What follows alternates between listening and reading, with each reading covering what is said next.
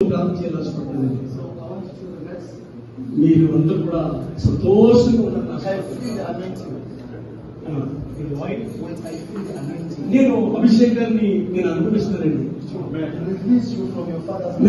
యేసు రక్తంలో అభిషేకం ద్వారా మీ యొక్క పెద్దలు చేసిన ఆ త్రాపం వారు అనిపించిన బలుగును విడుదల పొంది ఉన్నారు ఈరోజు.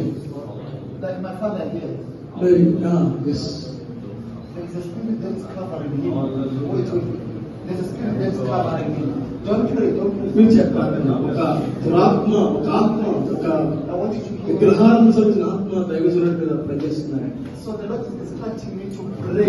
మరి దేవుడు నన్ను దాన్ని వెనకొట్టమని నాకు చెప్తున్నాడు.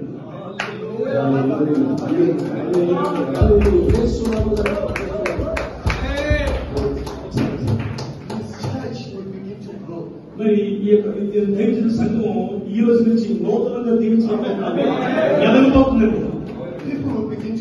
మరి అనేక మంది జనము ఈ దైవజనుల సంఘానికి రాబోతున్నారండి.